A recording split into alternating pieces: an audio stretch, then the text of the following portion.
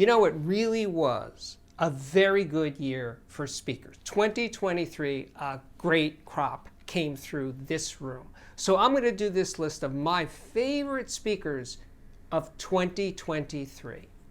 To be included on this list, they had to be reviewed by me in this room. And I'm going to do the list in order of their appearance, from January forward. And that's the way this list is going to go. I've been a reviewer for about 25 years, and I have reviewed hundreds and hundreds and hundreds of speakers. And lots of them were really, really good. The vast majority are really good speakers. But because the number is so large, most of them are not memorable by me. So the ones that really jump out of the deck over this period, those are the ones that wind up on these lists that I do most years. And I'm going to, and by the way, I will link to each of the reviews that I refer to in today's show in the description below this video. And yes, by the way, speaking of memorable, there will be an Audiophiliac viewer system of the day at the conclusion of today's episode. But I want to start with the very first speaker on this list is the Vandersteen 2CE Signature 3. Now, I did this review on January 15th, so right away, this year was off to a great start. The thing about the Vandersteen 2, it has been in continuous production since 1977. Now, it's not exactly the same speaker. There's been 8 revisions since 1977 to 2023. And they look similar, the original and the current model, but the insides are very, very different. But they do all share Richard Vandersteen's design goal of being time and phase coherent. And though from the outside they kind of look like a typical box speaker, when you look behind the grill, like in this picture here, you see it's not a box speaker, that the tweeter and mid-range are in free space. And that's one of the reasons why this speaker was so successful when it initially launched. And I was selling them by the mid-1980s. I was selling them as a hi-fi salesman. And they were such an easy sell because they stood out from the pack. Absolutely. They imaged really well. They were open sounding speakers. They didn't sound like anything else. And here we are all these years later, and I'm reviewing the latest version, and I am blown away how it's held up over time.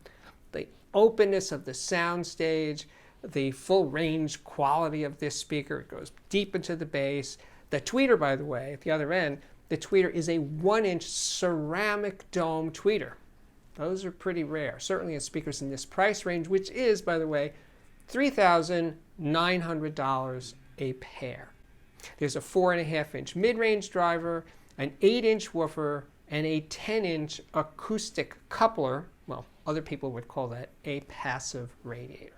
But it is truly a memorable speaker because it doesn't really sound like anything else, and it doesn't sound like a box. So yes, it had to be included on this list. And by the way, for those who care, all Vandersteen speakers are made in the USA, actually in California, same as it ever was. Okay, the next one to appear on this list is the Vivid Kaya 25. That review ran on April 7, 2023. And just look at this speaker. Again, like nothing else. All these curves, I think it's beautiful. Again, nothing like it. And in the shape, although you might think it's just there for show, is actually an integral part of the design of the speaker in terms of the back loading of the mid-woofer and the tweeter. The drivers are made in-house by Vivid. Very, very rare for a small speaker company. And the sound is extremely clear. You hear into the quieter parts of the music very, very well. And though it's just a 5-inch woofer, this speaker's bass goes surprisingly deep, and it's very, very clean. And the amount of resolution, again, of fine detail is extraordinary because of its shape, and design. It's a very open sounding speaker. It's designed by Lawrence Dickey, who first came to prominence, shall we say, when he was working for Bowers & Wilkins and was responsible for the Nautilus series of speakers from Bowers & Wilkins. So the guy's got some cred, and it definitely shows up now that he's running his own company, and he's been doing this for quite some time now. I love Vivid speakers, and I think this one, the Kaya 25, is the most beautiful of them all. The Vivid price, by the way, is $11,000 a pair. Not all the speakers on this list are so expensive. For example, on May 21, 2023, I reviewed the Zoo DWX stand mount speaker. This speaker's price starts at $1,398 a pair, and it is made in the United States, and the drivers are also made in the USA. And it's a great speaker. It's the little brother to the Zoo Dirty Weekend 6, which is only slightly more expensive, and it raises the question, well, why don't you just buy the larger speaker, and then you won't need to use the speaker stand? Well, that's fair, and a lot of people brought that up in the comments. But the thing about the DWX, which is a large and heavy stand mount speaker, it weighs 42 pounds. Now, one of the advantages of the DWX over the Dirty Weekend 6, the floor standing version, is that with this speaker you have more, let's call it placement flexibility. You can use it in its, let's say, normal configuration, or you can use it upside down if you need to place it higher up on, let's say, a wall or a very tall stand or a piece of furniture or something. Or if you want to use it as a center channel speaker under a TV, you can lay it down horizontal. Or you can use it as left-right speakers, lay down horizontal with the tweeters on the inside, or flip the other way, tweeters on the outside. So you can do all these things with the DWX that you can't do with the tower version. It is a large speaker, and it has, let's say, a fortitude and a dynamic capability that's far beyond most speakers in its price class. As I said, $1,398 a pair. So as always, or as almost always, size does matter. And a big stand mount speaker will definitely have advantages in terms of power delivery over most smaller speakers, certainly in this price class. So there's that to consider. And again, that's why it's on this list, is because there's really nothing else like the DWX. Now, on July 9th, 2023, I had the distinct honor of reviewing the Eminent Technology LFT 8B. Now, this is a hybrid planar magnetic ribbon dynamic design. Here's the hybrid part of it. It's a skinny panel speaker with a 21-inch ribbon tweeter, a 3.5 by 42-inch planar magnetic, let's call it mid-range, or actually full-range driver, and then below that is an 8-inch sealed box woofer, a mass-loaded woofer. Now, this speaker has also been around a long time. Since 1990 is when the original LFT 8 arrived on the marketplace. And again, with revisions along the way.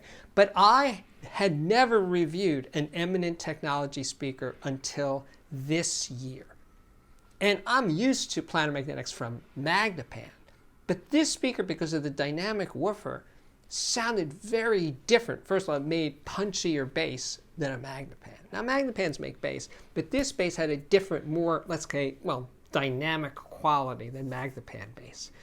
And maybe because of its narrow size or whatever, it was very fast, very clear, super transparent, a really fun speaker, and just, maybe more dynamically alive than any Magnepan I've ever heard. So I had a great time with this speaker. And then a month later, here's where it gets a little weird. A month later, I reviewed the revised version of the speaker, the LFT 8C. And the 8C looks pretty much the same from the front, but the woofer enclosure is completely different because it's a dipole woofer, dynamic woofer, because there's a woofer in the front and a woofer in the rear. So now the radiation pattern of the woofer and the panel is the same. They're both dipoles. And that just led to better integration between the woofer and the planar magnetic panel. Now, here's the thing. Everybody who's ever owned an LFT8 can upgrade to the 8C. And the cost of the upgrade is pretty modest. So it's not like buying a speaker all over again. That is really cool. And I did think overall it was a better sounding speaker as the 8C. But the 8B is so good on its own. So anyway, that's sort of in the midst of doing this review. Now, I had heard about the 8C when I did the 8B review, but Bruce Tigban, the owner of the company, recommended that I start with the 8B and then talk about the 8C at a later date, which is exactly what went down. And I'm really glad I had experiences with both speakers, and they are both just so different. Oh, and the prices of the speakers are so down to earth.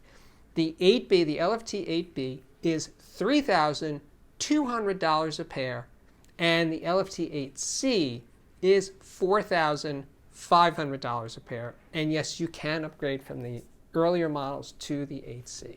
And these speakers, by the way, are designed and made in Tallahassee, Florida. Okay, the next one on the list is the GoldenEar T66, which I reviewed on October 27, 2023. It's a tall, very skinny, very narrow speaker, but it does go back. And it looks a lot sleeker, I think, than previous generations of GoldenEar Tower speakers. Now, one of the reasons I jumped on doing this review, I think I might have been one of the first people to do a review, was the tweeter. It's the GoldenEar's reference folded ribbon tweeter, which I had a lot of experience with a few years ago in their little stand mount speaker, the BRX. And that tweeter is phenomenal. Way better than most folded ribbon tweeters, by the way. Anyway, so this speaker was kind of like a full-size version of the BRX. So the tweeter is exceptional. Then there's two mid-woofers, 4.5-inch mid-woofers, and then two, count them two, 5x9-inch powered, in other words, active subwoofers. There's more. There's also a pair of 8x12-inch passive radiators, one on each side of the slender cabinet, to fully extend the bass response of this speaker down to about 40 hertz. It's a very powerful sounding, yet very slender speaker. And just a great sounding speaker. And yeah, I fell in love with this one. Very dynamically alive. And because it's an active speaker, but only on the woofers, it frees up the mid and tweeter to be driven by low-powered amplifiers. And I used like the 20 watt per channel LTA ultralinear amp and had great results with that 20 watt amp driving the speaker, because the heavy lifting part for the bass was being handled by those active subwoofers. The speaker comes in two finishes, by the way, in black, which is what I had, that's $6,900 a pair, and in this gorgeous, brilliant red for $7,200 a pair. On November 14, 2023, I reviewed the Borresen X3. This is a large speaker. It's 51 inches tall, and its deepest 22 inches deep. It's big, but very skinny in the front, kind of like the GoldenEar T66, but considerably larger. And it's an amazing speaker. It's designed and made in Denmark, and when I first set eyes on it and listened to it, I didn't know what the price was. They asked me to guess, and I said, I don't know. It's made in Denmark, right? Yes, designed and made in Denmark. I guess, I don't know, around $20,000. And they said, nope, it's $11,000. But it looks, feels, and sounds like a much more expensive speaker than $11,000. Not that $11,000 is, as we used to say, chump change. Not at all, but it definitely competes with the big boys. Now, the ribbon tweeter is the star. I think it's one of the very best ribbons ever. It's so good. And then the woofer, the mid-woofers, there's two of them, 4.5-inch mid-woofers. That doesn't sound like a lot, but when you put woofers of that size in a very large cabinet, they can do amazing things in the bottom end. thanks to the porting system. A lot of this is covered in the actual review, of course, linked in the description below this video. But I was head over heels in love with this speaker. I was really sorry when they came to take it away, and I shed a tear, a small tear, when they departed. The X3 is definitely on the memorable speaker list. Yes, $11,000 is a lot of money, but yeah, it competes with speakers itself for a lot more. Yeah, so I think this rounds out the list of speakers of the year 2023. A great year for speakers. Yeah, right up there, man. There's a lot of action in the speaker category. There's a lot of competition, and competition breeds excellence. Certainly does in some of the speakers that have passed through this room this year. And now we can move on to, yeah, you know it, you love it, the Audiophiliac viewer system of the day. This one comes to us from Andrew. He lives in Manila in the Philippines. He's 31 years old, and he started his audio journey in 2014. His turntable, that's impressive. That's a Goldring Lenco L70 with a Japanese Grace G545 tone arm and a Nagaoka MP110 cartridge. The amplifier, that's a tube amp, that's a line magnetic 2161. It's 22 watts per channel. Phono stage is a Musical Fidelity V90 LPS. Integrated amp for streaming is a Cambridge Audio AXR85. And those speakers, they definitely look familiar. Those are Klipsch Cornwall 4s. Thank you, Andrew. We are back. My name is Steve Guttenberg. Thank you so much for watching. Now, if you like what I'm doing here on the channel, before I go through that whole thing, I did a gift guide for 2023, holiday gift guide, and I'm going to link to that in the description below this video in case you're, thinking, what can I get from my favorite audiophile or my favorite music lover, however you want to parse those. Anyway, the link is in the description below this video. And of course, you can get my t-shirts, Audiophiliac t-shirts and mugs and poster. It's one poster. And there will be a link to that as well. But yes, if you would like to help support this channel, the best way to do it is to join my Patreon. To do so, super easy to do. The address is on the screen right now. And if you like a given video, yes, please hit the like button. And if you have yet to subscribe, again, yes, I would truly appreciate it. So yeah, my work here is at last complete.